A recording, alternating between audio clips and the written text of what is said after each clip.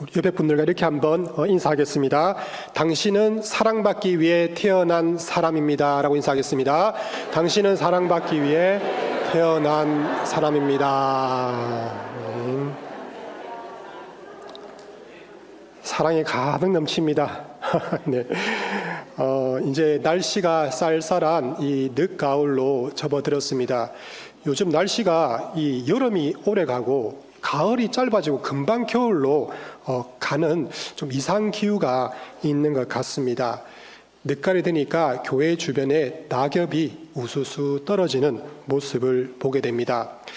이 추운 늦가을이 되면은 우리의 몸과 마음도 또 추워집니다. 또 식어집니다. 그런데 추워지고 식어진 우리의 몸과 마음을 따뜻하게 해주는 단어가 있습니다. 바로 사랑입니다. 오늘 말씀을 통해 잊어버렸던 하나님의 사랑을 기억함을 통해서 식어진 내 몸과 마음이 훈훈해지는 그런 귀한 은혜가 있게 되길 간절히 소망합니다. 우리 인생에는 좋은 일도 있고 또 힘든 일도 있습니다. 우리는 인생의 힘든 일을 인생의 문제라고 이야기합니다. 인생이란 우리 앞에 놓인 어려운 문제들을 계속해서 해결해가는 그러한 과정이다라고 할 수 있습니다. 사실 우리는 인생의 문제를 다 해결하지 못하고 또 이 땅을 떠나는 경우가 참으로 많습니다. 학창시절 제가 참 어려웠던 과목이 있었어요. 수학이라는 과목입니다. 근데 수학을 잘하는 친구를 보면 한 가지 특징이 있습니다. 공식을 잘 알아요. 공식을 잘 외웁니다. 그리고 그 공식을 가지고 어떤 어려운 문제를 적용해서 문제를 쉽게 푸는 모습을 보게 됩니다. 마찬가지입니다. 하나님께서도 우리에게 인생의 어려운 문제를 풀 수 있는 영적 공식을 이미 주신 줄 믿습니다. 근데 우리가 그것을 잊어버리고 살아갈 때가 많습니다. 오늘 말씀을 통해서 하나님께서 우리의 문제를 해결하기 위해서 주신 영적 공식을 다시 한번 기억하고 그 영적 공식을 통해서 우리의 인생의 문제를 담대하게 풀어나가는 우리 교우님들 되시길 소망합니다. 자, 오늘 우리가 1절 말씀에 보면은 이 아브라함의 아내 사레는 출산하지 못하였고 그에게 하갈이라는 한 요종이 있었다라고 말합니다. 하나님께서 아브라함을 갈대아 우르에서 부르셨습니다. 그리고 그에게 약속하셨습니다. 내가 너를 통해서 많은 민족의 조상이 되게 하겠다라고 이렇게 약속하셨습니다. 그런데 하나님 약속하셨지만은 그 약속이 지금까지 이루어지지 않았습니다. 아직까지 사례는 단 한 명의 자녀도 없는 상태에 있었기 때문입니다. 지금은 여성들이 사회 각 분야에서 정말 참 많은 역할을 하고 있습니다. 심지어 남성들의 전유물이라고 할 수 있는 군대와 경찰 등에도 들어가서 또 선한 영향력을 발휘하고 있습니다. 그런데 아브라함 당시에는 여성들은 사회에 진출할 수 없습니다. 여성이 여성으로서 대우받을 수 있는 길은 아들을 많이 낳는 길입니다. 불과 우리 조선시대 때만 해도 여성들이 이혼당할 수 있는 7가지 칠거지악이 있습니다. 그 중에 하나가 바로 아들을 낳지 못하는 것, 그것을 죄라고 여겼습니다. 이처럼 사라에게는 아직 아들이 없는, 자녀가 없는 그런 문제를 가지고 있습니다. 아마 여기 모인 모든 교우님들도 다 문제가 있을 것입니다. 어떤 분들은 자녀 때문에 힘들어하는 분이 있습니다. 자녀가 내 뜻대로 되지 않습니다. 아무리 바르게 양육하고 교육하려고 해도 내 뜻대로 되지 않을 때가 많습니다. 또 나이가 점점 들어가면서 뜻하지 않는 큰 병 때문에 두렵고 떨릴 때가 있습니다. 또 때로는 우리의 삶 가운데 노후의 경제의 문제 때문에 많이 힘들고 어려울 때가 많습니다. 우리가 흔히 옆에 있는 분들, 어떤 분들을 보면은 야, 저분은 참 좋겠다. 너무 행복해 보인다. 경제적으로도 괜찮고 자녀의 문제도 잘 풀리고 걱정할 게 뭐가 있어라고 옆에 분들을 참 부러워할 때가 있어요. 그런데 우리가 실제 그분과 이야기를 하다 보면은 저분에게도 저렇게 숨겨진 문제가 있구나, 아픔이 있구나, 고민이 있구나 라고 하는 것을 깨달을 때가 많습니다. 예배를 마치고 식사를 하고 나서 저희 감정 카페 1, 2층에는 많은 분들이 와서 정말 신나게 대화하고 열정적으로 교제하는 모습을 보게 됩니다. 카페에서 소리가 너무 커가지고 권사님이 저에게 목사님 뭐라고 말하는데 권사님 무슨 크게 해주세요. 소리가 안 들려요. 라고 말할 때가 많습니다. 마치 감전시장인 것 같아요. 큰 소리가 너무 감사한 일이죠. 그만큼 우리 서로가 서로 사랑하고 열정적으로 교제하고 있다는 증거입니다. 중요한 것은 우리가 그렇게 우리의 삶을 나누고 고민을 나눌 때 나 혼자만 그런 문제가 있는 것이 아니구나. 옆에 계신 우리 교우님들, 권사님, 집사님도 나와 똑같은 문제를 가지고 있구나 라고 하는 것을 공유할 때 우리 마음 가운데 있는 짐들이 더 사라지고 우리 마음에 위로를 얻을 때가 많습니다. 하나님께서 왜 우리에게 문제를 주십니까? 고난을 주십니까? 지금까지 많은 믿는 사람들이 하나님께 했던 그러한 고민이요, 질문이었어요. 하나님께서는 우리가 싫어서 그런 고난과 문제를 주신 것이 아닙니다. 우리를 괴롭히려고 그렇게 문제를 주신 것이 아닙니다. 하나님은 우리를 사랑하셔서 그 문제를 통해서 하나님을 만나길 원하십니다. 하나님께서는 그 문제를 통해서 우리가 기도하길 원하십니다. 기도함을 통해서 하나님의 복을 받고 우리 앞에 놓인 문제를 해결케 하시려는 하나님의 사랑이 우리 앞에 놓인 문제 안에 담겨 있음을 간절히 기억하시길 소망합니다. 자, 그렇다면은 우리의 인생의 문제를 해결할 수 있는 하나님의 첫 번째 영적 공식이 무엇인지 좀 구체적으로 한번 살펴보겠습니다. 자, 오늘 2절 말씀인데요. 우리 2절 말씀 한번 같이 읽어보겠습니다. 시작.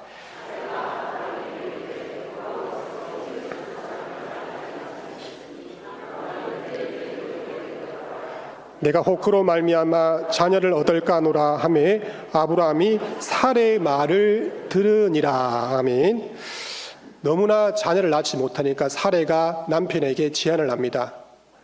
하나님께서 내 출산을 허락하지 않으신 것 같아요. 내가 요종이 있습니다. 그 요종과 관계를 해서 자녀를 낳으세요. 그러자 아브라함이 그 제안을 수용합니다. 아내 사레가 남편에게 잘못된 조언을 했죠. 그 조언 덕분에 하갈은 임신을 합니다. 그런데 임신한 하갈이 사라를 무시를 해요, 여주인을. 그렇게 하면서 가정이 깨어지고 가정에 갈등이 생기는 그런 결말을 가져오게 됩니다. 우리가 살아가면서 각 시대마다 우리 국민들이 참 좋아하는 그런 배우가 있습니다. 저에게는 제가 그 중고등부 시절 때 참 좋아했던 배우가 있어요. 최진실이라는 배우입니다. 이 배우가 1989년도 삼성전자 광고에 나와서 했던 그 말이 참 지금도 제 마음 가운데 기억이 납니다. 남자는 여자하기 나름이에요 라는 그 광고의 문구였어요. 말씀을 준비하다 보니까 오늘 아브라함 이야기를 통해서 보니까 그렇구나, 남자를 움직이는 것은 정말 여자구나 라고 하는 것을 삶 속에서 많이 체험하게 됩니다. 우리 사실 그 가정의 가장은 남편이죠. 근데 남편을 움직이는 것은 누구입니까? 아내입니다. 여러분, 우리 교회 장로님들이 우리 교회를 움직여 나가시죠. 그 장로님을 움직이는 분이 누구세요? 권사님이고 여집사님이세요. 바로 한 공동체, 한 가정, 실제로는 남성들이 그 앞에서 그 공동체를 이끌어 나가는 것 같지만 실제로 뒤에서 그 남성을 움직이는 존재가 바로 누구입니까? 여성이라고 하는 것입니다. 그래서 이 여성의 판단력, 여성의 지혜가 무엇입니까? 그 가정을 살리고 교회를 살리고 이 대한민국을 살리는 힘인 줄 믿습니다. 자, 그래서 잠언 31장 10절 말씀에 따르면 누가 현숙한 여인을 찾아 얻겠느냐, 그의 값은 진주보다 더하니라 라고 이렇게 말씀합니다. 이때 현숙한 여인이라는 뜻에서 이 현숙한이 무슨 뜻일까라고 하는 것을 찾아보았어요. 첫 번째는 어진이라는 뜻을 가지고 있습니다. 어진 아내는 어떤 아내입니까? 남편의 허물을 보고 남편에게 바가지를 끌지 않고 남편의 허물을 덮어주는 여인들, 바로 어진 여인이고 아내입니다. 근데 또 하나의 중요한 뜻이 있어요. 그것은 바로 지혜롭다라는 뜻을 가지고 있습니다. 지혜는 무엇입니까? 우리는 인생을 살아가면서 여러 가지 선택의 순간이 있어요. 그 선택의 순간 가운데서 성령의 인도함을 받아서 가장 좋은 미래를 위한 선택을 할 수 있는 능력, 바로 이것이 지혜임을 기억하시길 소망합니다. 자, 그런데 우리가 이 지혜는 어떻게 생기는 것입니까? 물론 좋은 책을 많이 읽어서 생기기도 합니다. 전문가들의 강연을 듣고 지혜를 얻기도 합니다. 그런데 이 지혜는 하나님께 기도하는 자에게 주시는 하나님의 선물임을 기억하시길 소망합니다. 내가 학력이 많지 않아도 괜찮습니다. 내가 경험이 부족해도 괜찮아요. 그런데 우리가 하나님께 간절하게 하나님 저에게 지혜를 주옵소서라고 간절히 기도할 때 하나님께서 우리에게 지혜를 선물로 주실 줄 믿습니다. 자, 오늘 사례가 남편 아브라함에게 잘못된 조언을 했습니다. 그 이유는 그 사례가 지혜가 부족했기 때문이에요. 그 이유는 사례가 바로 기도하지 않았기 때문입니다. 기도하는 우리 모든 교우님들 되시길 간절히 소망합니다. 그래서 하나님의 지혜를 얻는 우리 성도님들 되시길 소망합니다. 그 지혜를 통해서 우리 가정과 이 교회와 이 땅을 바르게 세울 수 있는 우리 교우님들 되시길 간절히 축복하고 소망합니다. 근데 우리가 기도해야 되는 또 하나의 중요한 이유가 있어요. 바로 우리가 기도하는 대상은 모든 문제를 해결할 수 있는 전능하신 하나님이십니다. 하나님은 어떤 분이십니까? 나보다 나를 더 아시는 분이에요. 때로는 나도 나 자신을 잘 모를 때가 있어요. 내 안에 이러한 잠재성이 있는가? 내 안에 이러한 죄가 있었던가? 내 안에 이렇게 나쁜 쓴뿌리가 있었던가? 라고 하는 것을 나도 잘 모를 때가 있습니다. 근데 하나님께서는 우리를 사랑하시고 우리를 창조하셨어요. 우리 인생의 모든 설계도를 설계해 주신 분이십니다. 그래서 하나님께서는 우리를 너무나 잘 아십니다. 그리고 하나님께서는 우리를 너무나 사랑하세요. 우리를 너무나 사랑하셔서 자신의 사랑하는 아들 예수 그리스도를 우리를 위해서 내어주셨습니다. 나보다 나를 더 사랑하시는 주님, 바로 이 주님이 우리가 믿고 고백하는 주님임을 고백하시고 선포하시는 우리 교우님들 되시길 소망합니다. 우리 하나님은 전능하신 분이세요. 우리는 기도한 다음에 내가 뭘 기도했지라고 잊어버릴 때가 있습니다. 하지만 하나님은 우리의 작은 숨소리, 우리의 작은 신음, 우리의 작은 기도 제목조차 기억하시는 분이 하나님이심을 기억하시길 소망합니다. 말씀을 준비하면서 참 제 마음 가운데 은혜로 다가오는 찬양이 있었어요. 나의 기도하는 것보다 라는 찬양입니다.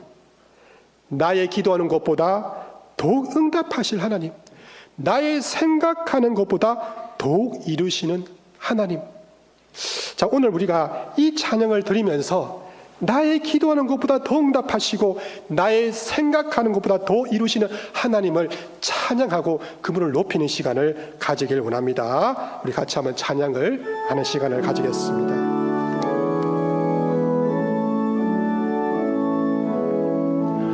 나의 기도하는 것보다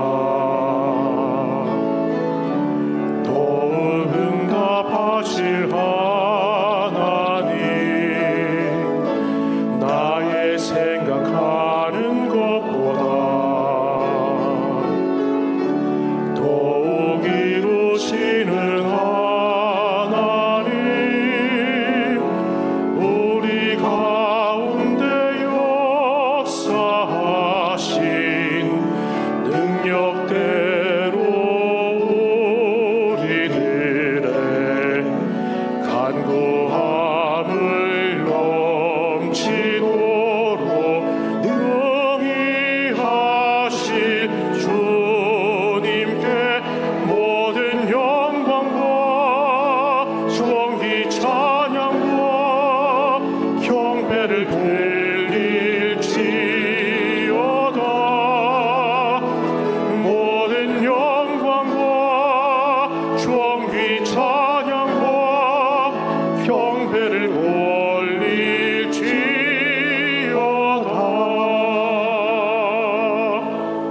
좋으신 하나님께 한번 영광의 박수를 한번 올려드리겠습니다.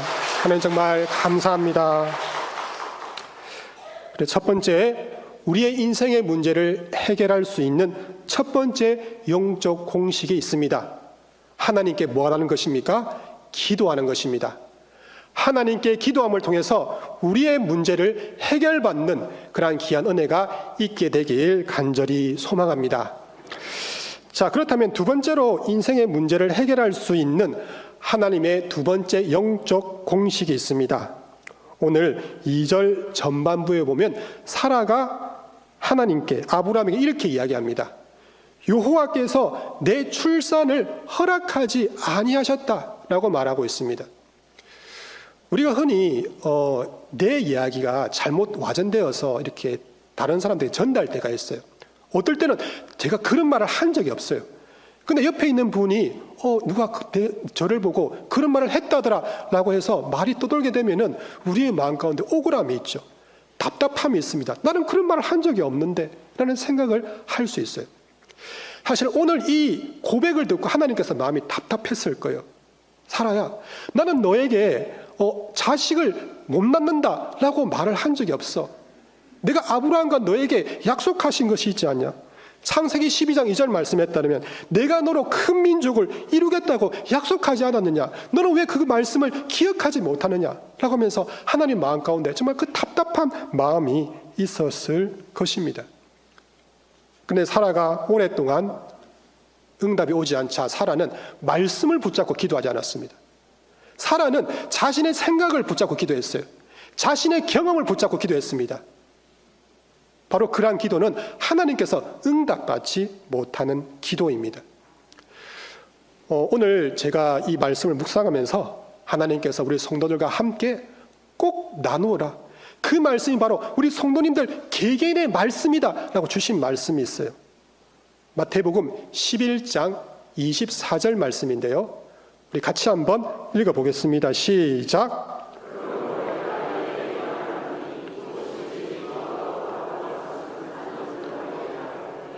그너에게 그대로 되리라. 아멘. 자, 이 말씀 오늘 우리 교우들에게 주신 하나님 말씀인 줄 믿습니다. 자, 기도하는 자는 어떻게 됩니까? 하나님께서 응답하실 줄 믿습니다. 우리의 문제를 해결해 주실 줄 믿습니다. 기도하고 하나님께 믿는 자에게 하나님의 놀라운 능력이 우리의 삶과 우리 가정 가운데 임하게 될 줄 믿습니다. 아멘. 맞습니다. 이 말씀 믿고 기도할 때 우리에게 능력이 나타나게 될 줄 믿습니다. 자, 오늘 4절 말씀에 보면은 이제 아브라함은 사라의 조언대로 하갈과 동침합니다. 하갈이 임신을 했어요. 그러니까 여주인을 오히려 무시하고 멸시했습니다. 종은 주인에게 순종해야 되잖아요. 그런데 이제 그 주인과의 관계 속에서 선을 넘겨버리는 이제 그런 모습을 보게 됩니다. 우리 각자 교우님들 삶 속에서 정말 친한 분들이 있을 거예요. 근데 정말 친한 사이인데 정말 별거 아닌 문제를 가지고 다투어서 완전히 관계가 깨어지는 그런 경험을 한 번 정도 해보았을 것입니다. 그 이유가 있어요. 친한 사이이기 때문에 상대에게 내 말과 행동에 있어서 소홀할 때가 있습니다. 나도 모르게 친하다고 상대의 관계 속에서 선을 넘겨버릴 때가 있습니다. 그래서 상처를 받고 또 서로가 관계가 깨어지는 경우를 보게 됩니다. 하나님과 우리 사이의 관계, 믿음은 하나님과 우리 사이의 관계를 뜻하는 단어입니다. 하나님은 우리를 위해서, 우리를 살리기 위해서 직접 인간의 몸을 입고 이 땅에 오셨습니다. 우리를 살리기 위해서, 우리와 소통하기 위해서 십자가에서 몸소 죽으셨습니다. 사랑은 무엇입니까? 자기보다 낮고 연약한 존재를 위해서 자기를 낮추는 것입니다. 그 사람에게, 그 상대에게 자신을 맞추는 것입니다. 이런 하나님의 은혜를 받았음에도 불구하고 우리는 하나님과의 관계 속에서 하나님께로부터 우리가 넘지 말아야 될 선을 넘길 때가 있습니다. 그 사건 중에 하나가 바로 바벨탑 사건입니다. 사람들은 바벨탑을 쌓아 올립니다. 그 이유가 무엇입니까?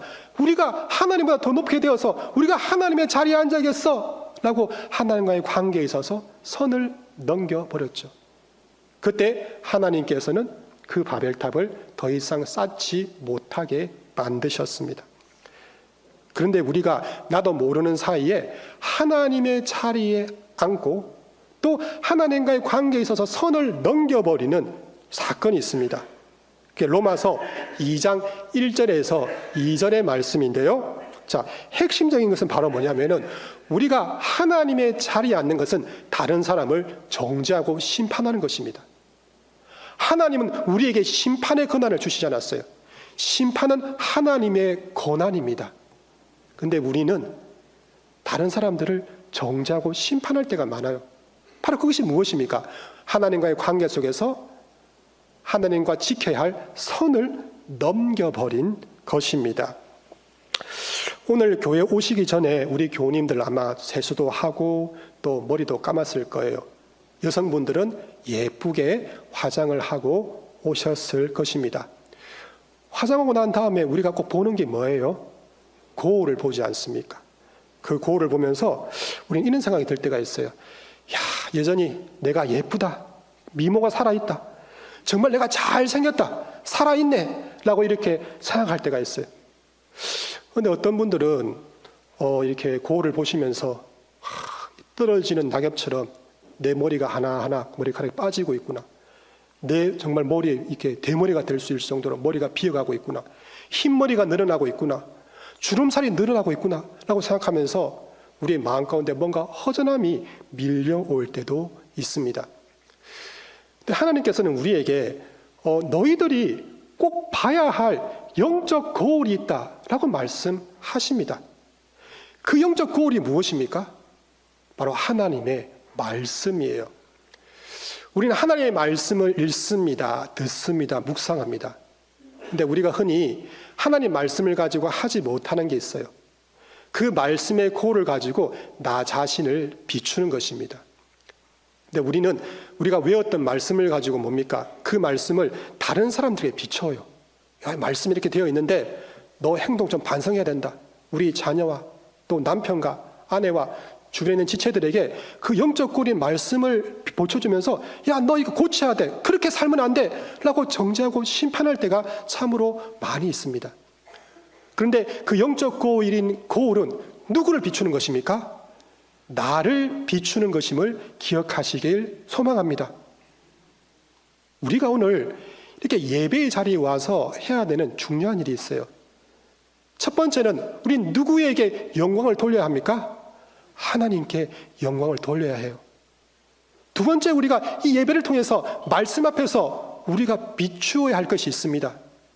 일주일간의 내 삶이 얼마나 경건한 삶을 살았는가, 얼마나 믿음의 삶을 살았는가, 그동안 감사하지 못하고 원망하고 불평하지 않았는가라고 그 말씀의 거울을 통해서 나를 비추시는 우리 교우님들 되시길 소망합니다. 그렇게 할 때 우리의 속사람이 새로워집니다. 새로워진 우리의 속사람을 통해서 하나님께서는 내 주변에 있는 다른 사람과 우리 공동체를 새롭게 만드실 줄 믿습니다. 하나님께서 때로는 우리의 기도에 응답이 지연되고 또 우리의 문제를 그대로 남겨둘 때가 있습니다. 그것은 하나님께서 하나님의 복을 받을 수 있는 우리의 믿음의 그릇, 인격의 그릇이 되었을 때 하나님께서 부어주시기 위함입니다. 말씀의 거울을 가지고 나 자신을 날마다 비추어 볼 때 바로 우리의 인격과 믿음의 그릇이 더욱더 커져서 하나님의 복을 받는 때가 더 앞당겨지는 은혜가 있게 될 줄 믿습니다. 자, 우리가 인생의 문제를 해결할 수 있는 두 번째 영적 공식이 있습니다. 바로 하나님의 말씀입니다. 말씀 붙잡고 기도하시기 바랍니다. 말씀의 거울로 나를 비추는 우리 교우님들 되시길 소망합니다. 자, 우리가 인생의 문제를 해결할 수 있는 세 번째 영적 공식이 있습니다. 오늘 5절과 6절 말씀인데요. 오늘 5절 말씀 우리 같이 한번 읽어보겠습니다. 시작.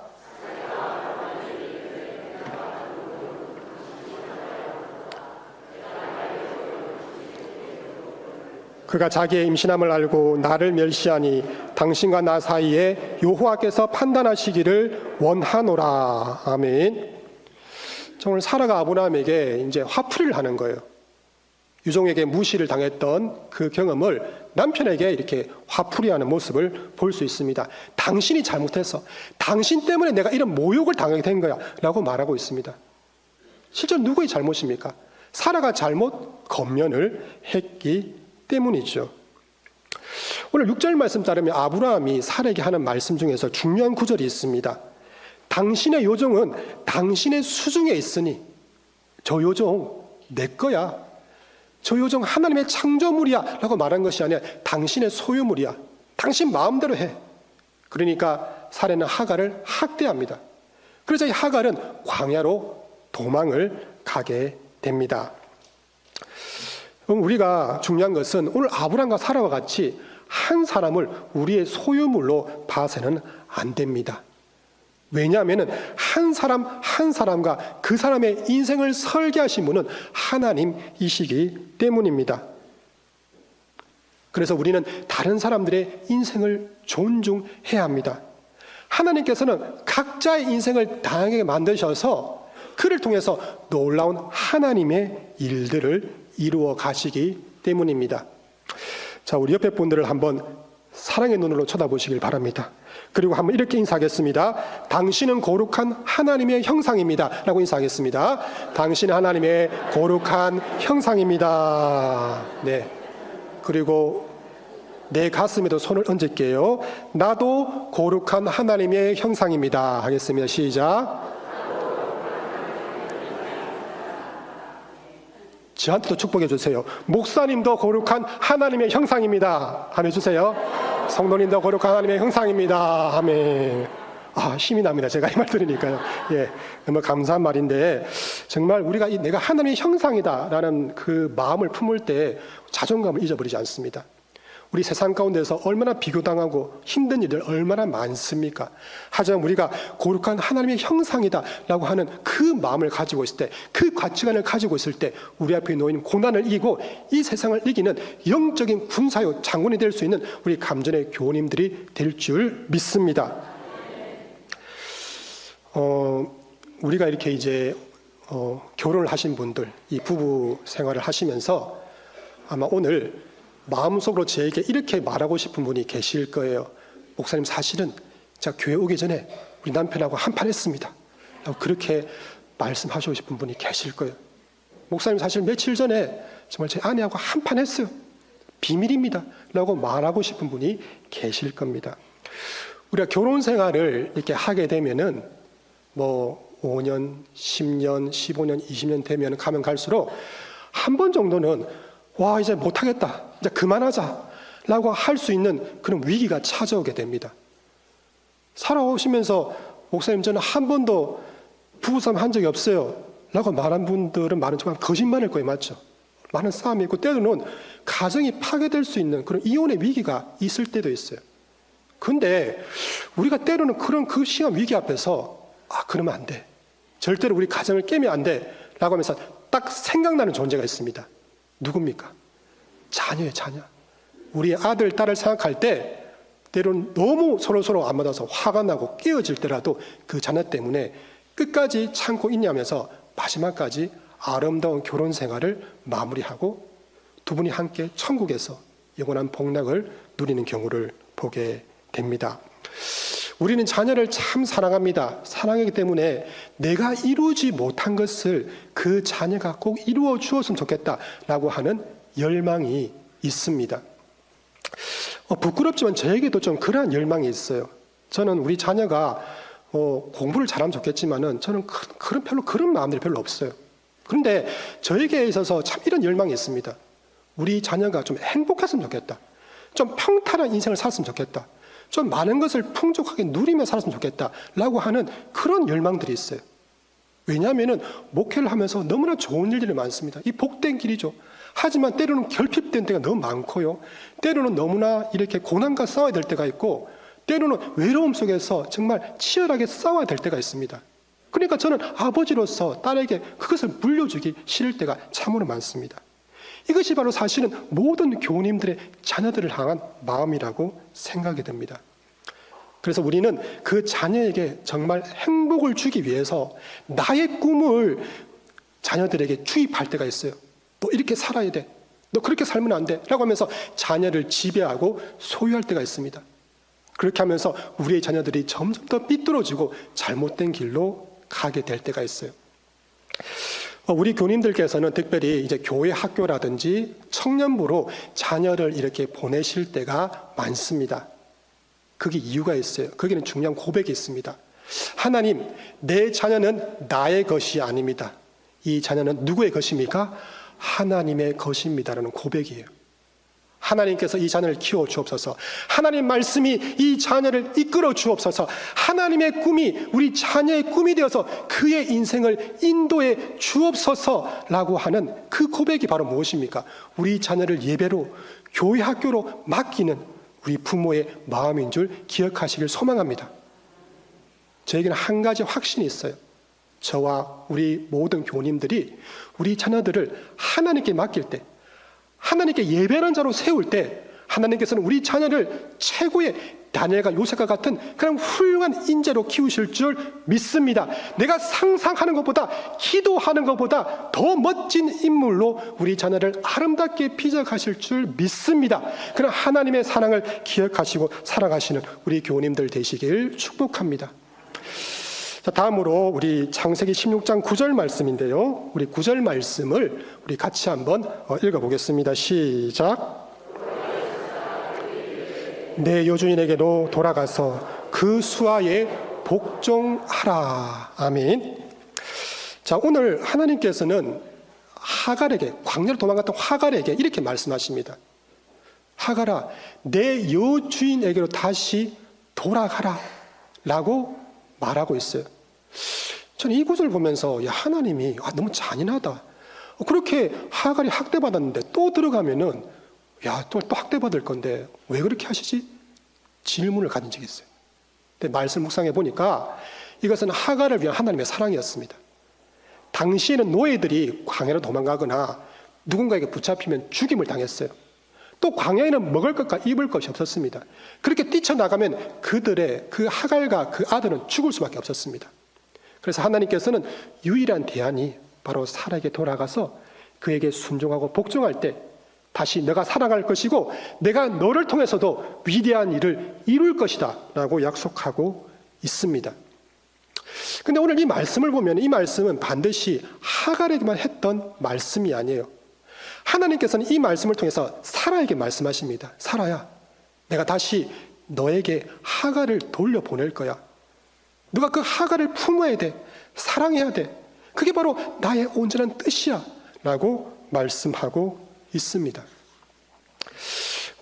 지금 우리 K-드라마라고 해서 요즘 드라마들이 점점 이제 세계로 이렇게 나가서 많이 사랑을 받고 있습니다. 근데 우리 K-드라마 전에 우리 드라마 종류, 어떤 드라마가 있냐면 좀 표현이 그렇지만 막장 드라마가 있어요. 막장 드라마. 그게 뭐냐면 남편이 불륜을 합니다. 그래서 그 후처를 집으로 데려와요. 그래서 전처와 후처가 같이 살아가면서 서로 언니, 동생 이렇게 살아가고요. 또 전처가 후처의 그런 이 자녀를 키울 때가 있어요. 실제로 우리 어머니들, 할머니들은 실제 그것을 경험했을 때가 참으로 많습니다. 우리 남성들이 좀 해결을 해야 될 것 같아요. 맞죠? 그런 일들이 정말 많았다는 겁니다. 그런데 오늘 사라와 하갈도 정말 불편한 관계였어요. 아무리 사랑하려고 해도 사랑할 수 없는 그러한 사이가 바로 하갈과 사레의 관계였습니다. 가시와 같은 존재. 그 사람 옆에 다가가면 찔려가지고 너무 아파서 옆으로 가기 싫은 그 존재가 바로 하갈과 그 사라의 관계였던 것입니다. 우리 직장 생활을 하시는 우리 교우님들 가운데는 정말 가시와 같은 존재가 있죠. 직장 상사입니다. 요즘에 이제 서울 자가에 사는 김부장 이야기라는 그 드라마가 있는데요. 그런 김부장에게 있어가지고 그 앞에 위에서 선계되는 그 이사라는 분들, 정말 이 이사의 비율을 맞추기 위해서 온갖 일들을 다 하는 모습을 보게 됩니다. 상사가 아무리 잘해줘도 같이 있기 싫죠. 야, 오늘 회식할 거야. 오늘 고기 사줄 거야. 오늘 뷔페 갈 거야. 그래도 같이 가기 싫습니다. 빨리 도망가고 싶어요. 그게 바로 직장에 살아가는 분들의 애환이다라고 할 수 있습니다. 또 우리 결혼한 여성들에게 있어서는 정말 피하고 싶은 분들이 있죠. 시월드, 시어머니, 시댁 식구들 만나면 힘들어요, 맞죠? 시어머니가 아무리 잘해줘도 불편합니다. 빨리 집에 가고 싶어요.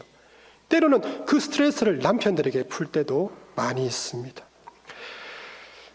요즘에는 시어머니들이 또 우리 시어머니 위치에 있는 교우님들이 제게 그런 말을 할 때가 있어요. 목사님, 며느리 때문에 너무 힘들어요. 너무 힘들어. 맞춰주기가 너무 힘듭니다. 라고 말할 때가 있습니다. 서로에게 가시와 같은 존재죠. 또 우리가 같이 교우들 가운데는 좋은 분도 많이 있지만은 때로는 같이 일하고 싶지 않은 분들도 있어요. 내가 이번에 여전도에 회장이 되었는데 저 총무 우리 권사님 내가 진짜 평소 싫어했는데 왜 하필이면 2026년 같이 일하게 주님께서 해주셨을까? 그런 생각을 할 때도 있습니다. 저도 목회를 하면서 참 감사한 것은 참 좋은 분들을 너무 많이 만났다는 거예요. 정말 제가 인복이 많구나라고 생각했습니다. 그런데 때로는 피하고 싶은 분들도 만난 적이 있어요.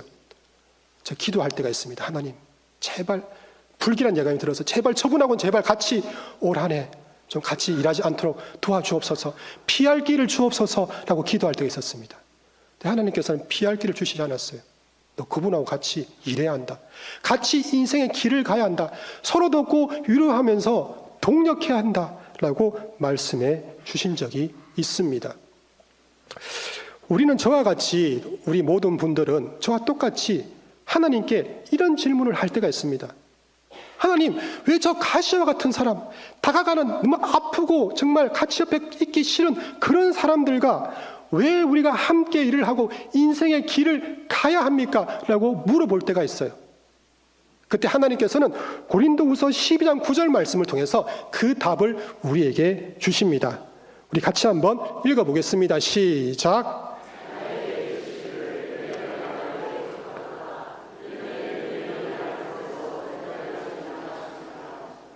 도리어 크게 기뻐함으로 나의 여러 약한 것들에 대하여 자랑하니니 이는 그리스도의 능력이 내게 머물게 하려 함이라. 아멘.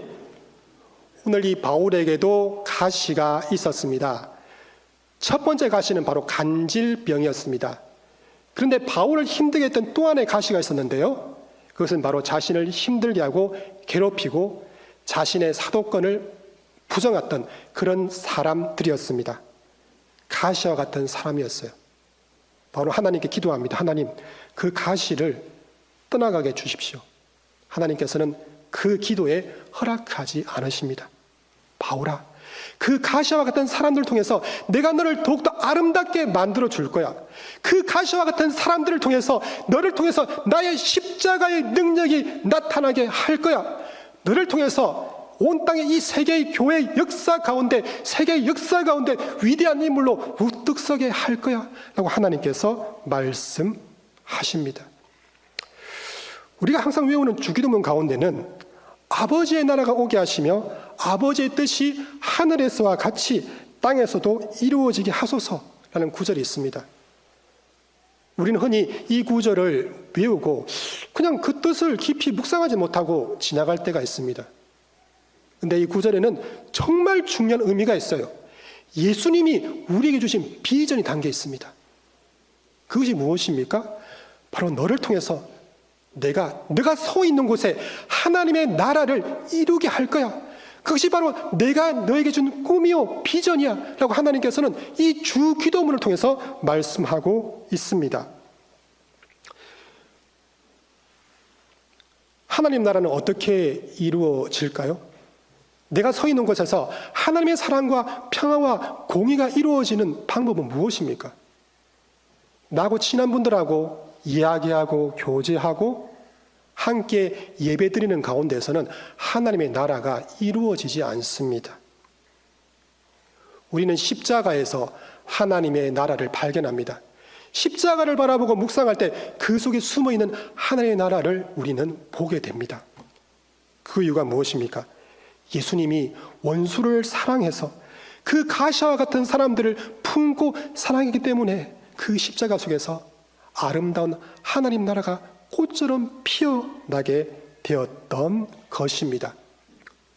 우리가 바로 오늘 사례가 하갈을 품었던 것처럼 우리에게 있어서 가시와 같은 사람들을 품는 우리 교우님들 되시길 소망합니다. 그렇게 할 때 하나님께서 나를 통해서 아름다운 하나님 나라를 아름다운 꽃처럼 피어나게 하실 줄 믿습니다. 바로 그때 무엇입니까? 바로 그때 우리는 하나님의 비전의 사람으로서 새로운 인생의 길을 걸어가게 될 것입니다. 오늘 사례는 그 하갈이 정말 싫었고 가시였지만은 그를 받아들입니다. 그리고 그를 품습니다. 그렇게 할 때 하나님께서는 창세기 17장 15절에서 16절 말씀에서 사라에게 놀라운 하나님의 비전을 이야기해 줍니다. 자, 오늘 16절 말씀인데요. 오늘 16절 말씀 같이 읽어보겠습니다. 시작.